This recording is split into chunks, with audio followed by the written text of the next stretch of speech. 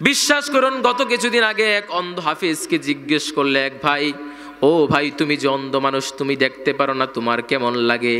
অন্ধ ব্যক্তিটার জবাব শুনে আমার হৃদয়টা প্রশান্ত হয়ে গিয়েছে। সে বলল, ও ভাই, রাব্বুল আলামিন যে আমাকে চোখ দেয় নাই, আপনারা যেই চোখ দিয়ে গুনাহ করছেন, রাব্বুল আলামিন একটা কারণেও আমাকে সেই চোখ দিয়ে জিনা করা, চোখ দিয়ে গুনাহ করা থেকে বিরত রেখেছেন। পড়ুন আল্লাহু আকবার।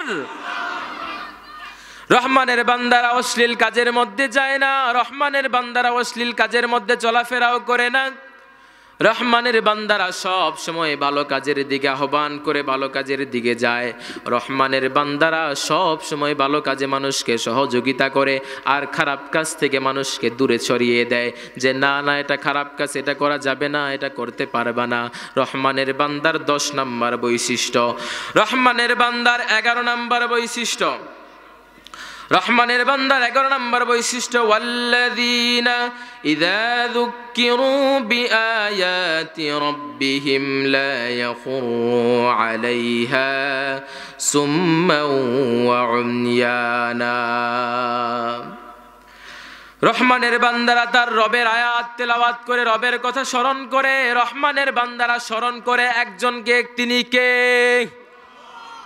চিল্লায় আওয়াজ করে বলেন, তিনি কে? রহমানের বান্দারা রাব্বুল আলামিনকে স্মরণ করে, রাব্বুল আলামিনকে বলে, ওগো রাব্বুল আলামিন তোমাকে স্মরণ করেছি।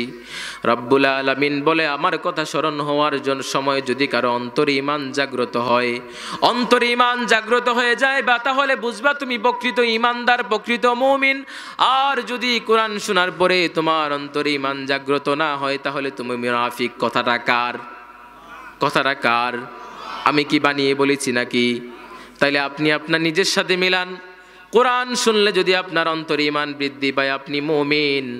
আর যদি কোরআন শুনে আপনার অন্তরে ঈমান জাগ্রত না হয়, তাহলে আপনি মুনাফিক।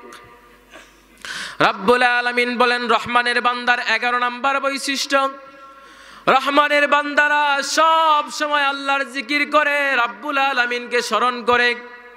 রহমানের বান্দার 12 নম্বর বৈশিষ্ট্য, রহমানের বান্দাদের 12 নম্বর বৈশিষ্ট্য, রাব্বুল আলামিন বলেন, ওয়াল্লাযীনা ইয়াকুলুনা রাব্বানা হাব লানা মিন আজওয়াজিনা ওয়া যুররিয়াতিনা কুররাতা আ'য়ুনিন ওয়াজআলনা লিল মুত্তাকিনা ইমামা।